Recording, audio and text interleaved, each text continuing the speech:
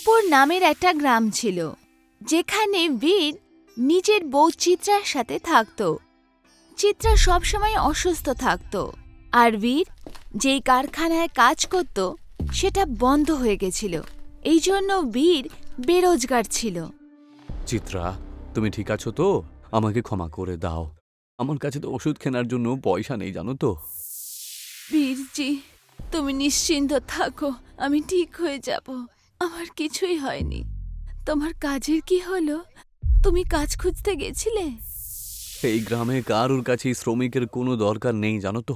সেই জন্য আমি ঠিক করেছি যে আমি গ্রামের জমিদার কাছ থেকে কিছু পয়সা নিয়ে পোলাও বিক্রি করা শুরু করে দেব। ভালো কথা বীরজি, তোমার হাতের পোলাও এই গ্রামের সব থেকে বেশি সুস্বাদু। বীর পোলাও বানাতে খুব ভালো পারত। পোলাওয়ের ধাবা খোলার জন্য বীর জমিদারের কাছে কিছু টাকা নিতে এলো। জমিদার বাবু, কিছু পয়সার দরকার ছিল আমার। আমার স্ত্রী অসুস্থ, আর গ্রামে কারোর কাছে কোনো কাজবাজ দেওয়ার মতন কাজও তো নেই। সেই জন্য আমি পোলাওয়ের একটা ধাবা খুলতে চাই। বাহ, এ তো খুবই ভালো ব্যাপার। আমি তোমাকে এই কাজের জন্য অবশ্যই পয়সা তোমায় দেব, কিন্তু তাতে 30% সুদ দিতে হবে তোমাকে। বলো, রাজি আছো? তাহলে দেব।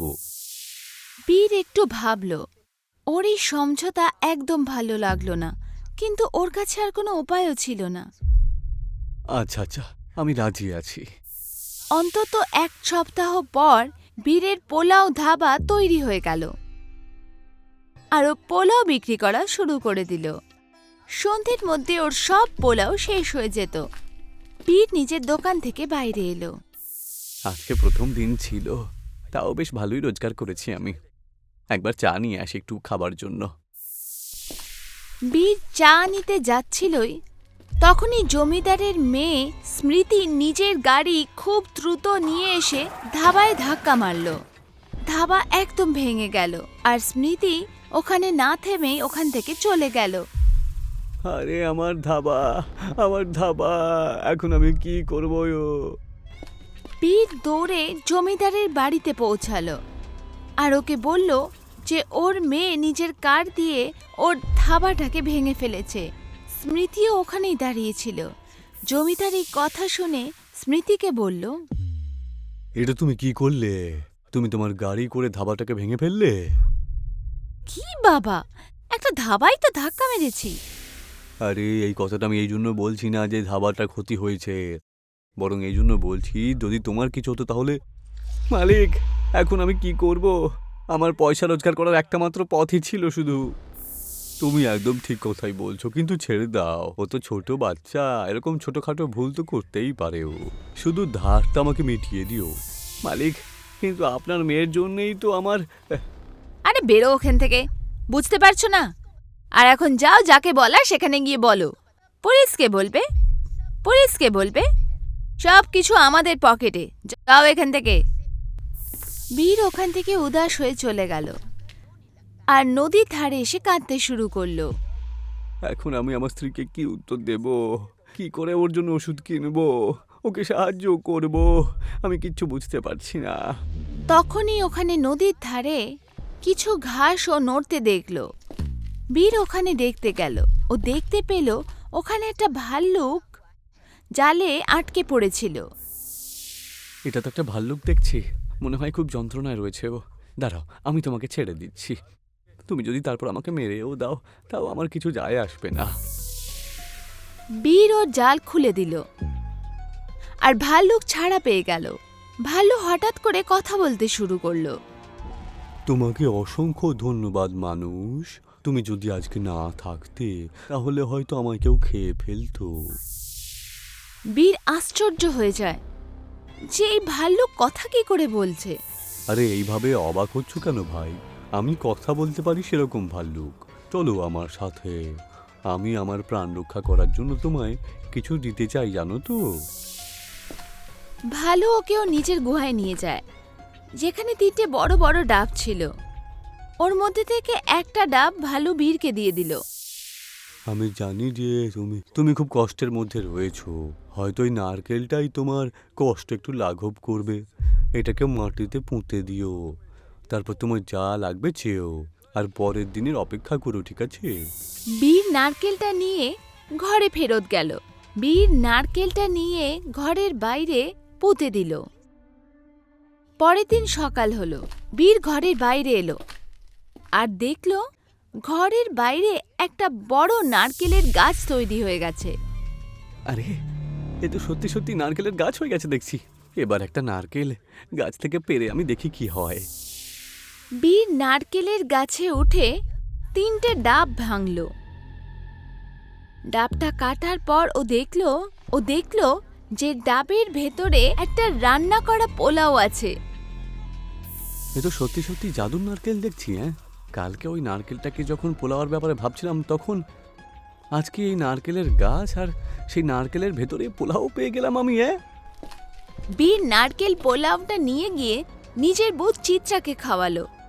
নারকেল পোলাও খেতেই চিত্রার শরীর একদম ঠিক হয়ে গেল। এটা তো খুব সুস্বাদু গো, এটা তো মানুষের শরীরও ঠিক করে দেয়। তুমি কাল থেকে এটা গ্রামের লোকদের বিক্রি করা শুরু করে দাও। আমি এখন সুস্থ হয়ে গেছি, আমিও এখন তোমার সাথে এটা বিক্রি করব। অনেকগুলো ডাব ভেঙে ফেললো। যেখানে ও ধাবা ছিল ওখানে গিয়ে ওটা বিক্রি করতে শুরু করলো। চিত্রাও ওর সাথে থাকতো। নারিয়েল পোলাও, নারিয়েল পোলাও নিয়ে নাও। এরকম পোলাও তুমি কখন এর আগে খাওনি আমি জানি। প্রধান ওখান দিয়ে যাচ্ছিল। কি নারকেলের পোলাও? একবার নারকেল পোলাও খাওয়াও তো দেখি, আমিও একবার দেখি যেটা আসলে কি জিনিস। আগে প্রধান মশাই, এক্ষুনি দিচ্ছি। বীর প্রধানকে নারকেল কেটে দিল। প্রধান নারকেল পোলাও খেলে খুব খুশি হলো।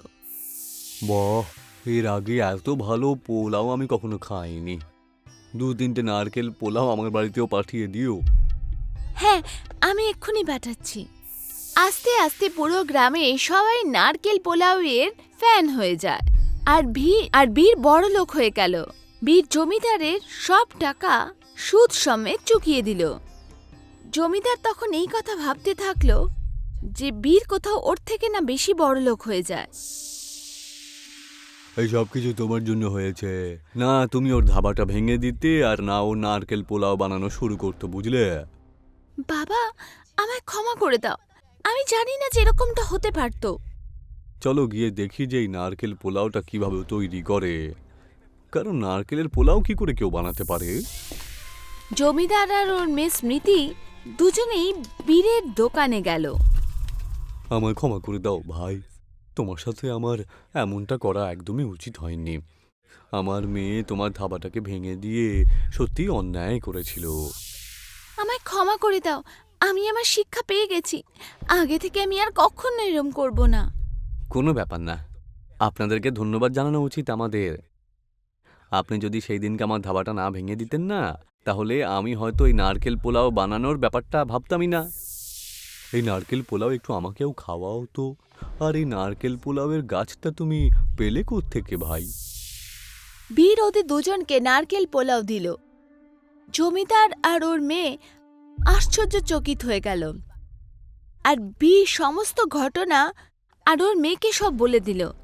যেটা শুনে ওরা দুজনে বলল, আপনি তো সত্যি একটা চমৎকারী গাছ পেয়ে গেছেন। এই জাদুর নারকেল পোলাও এটা, তাও তুমি এটা অনেক সস্তায় বিক্রি করছো ভাই। তুমি এই গাছগুলো আমাকে বিক্রি করে দাও, আমি তোমাকে অঢেল পয়সা দেব। বলো, গাছগুলো কি বিক্রি করবে? না, একেবারেই না। এই গাছগুলো লোকজনের শরীরটাও ঠিক করে দিতে পারে, সেই জন্য আমি এর থেকে বেশি দামে বিক্রিও করব না, আর না কাউকে বিক্রি করতে দেব। ভুলে যেও না যে এই গাছ তুমি আমার জন্য পেয়েছো। আমি তো ভেবেছিলাম আপনারা সত্যি সত্যি আমার কাছে ক্ষমা চাইতে এসেছিলেন, কিন্তু আপনাদের মতো চালাক মানুষের মনের মধ্যে এতটা বেশি চালাকি রয়েছে যে আপনারা কারোর ব্যাপারে ভালো চিন্তাও করতে পারেন না। তুমি যা বলছো এর জন্য তোমায় শাস্তি পেতে হবে, দেখে রেখো। এটা বলে জমিদার আর ও মেয়ে স্মৃতি ওখান থেকে চলে গেল। আর ঘরে পৌঁছাতেই যোজনা বানাতে শুরু করলো। যদি এই জাদুর নারকেল পোলাওয়ের গাছটা আমি না পাই, তাহলে ওর কাছেও থাকতে দেব না আমি। যে কখনো আমার থেকে পয়সা চাইতো, আজকে ও আমাকেই ছোট করে দেখালো। বাবা, আমার কাছে একটা আইডিয়া আছে। আমরা কি ওর নারিয়েল পোলাওয়ের গাছটা কেটে দিতে পারি না? না মরবে সাপ আর না ভাঙবে লাঠি। এখন তুমি একটা খাঁটি কথা বললে। রাতের সময় হয়েছিল। বীর নিচের ধাবাকে বন্ধ করছিল। আজকে তাড়াতাড়ি বন্ধ করে দিয়ে বাড়ি চলে যাই। আজকে চিত্রা খাবার জন্য বেশ ভালোই খাবার বানিয়েছে। বীর নিচে বাড়ি ফেরত গেল।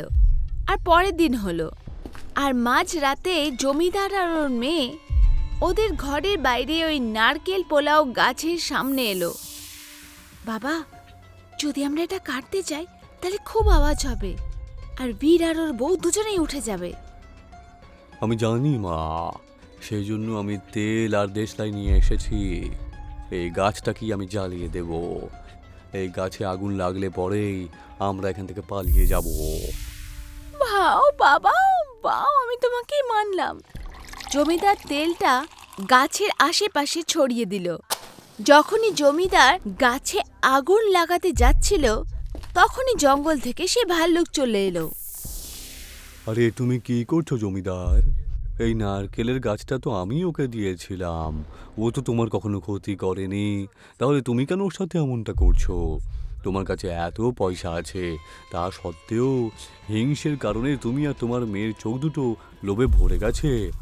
এর জন্য তোমরা শাস্তি অবশ্যই পাবে জমিদার। আমি ক্ষমা করে দাও, আমি ক্ষমা করে দাও। আমরা আগে থেকে আর এরম কিচ্ছু করব না, সত্যি। ভালো কোনো মন্ত্র পড়ছিল। মন্ত্র পড়তেই জমিদার আর ওর মেয়ে স্মৃতি দুজনেই নারিয়েল পোলাওয়ের গাছে পরিবর্তিত হয়ে যায়। ওর মধ্যেই বীর আর ওর বউ চিত্রা বাইরে বেরোলো, আর ওই ভাল্লুক আর দুটো গাছ দেখলো। ভাল্লুক মশাই, আপনি? আর এখানে দুটো গাছ কোথা থেকে এলো? এই গাছ দুটো আমি তোমাদের দুজনকে উপহার দিলাম। অনেক বেশি উন্নতি করো আর গ্রামের লোকজনকে সাহায্য করো। আপনাকে অনেক অনেক ধন্যবাদ ভাল্লুকজি। ভালু নিজের রাস্তায় চলে গেল, আর বীরের নারিয়েল পোলাও পুরো গ্রাম থেকে শহর সব জায়গায় প্রসিদ্ধ হয়ে গেল।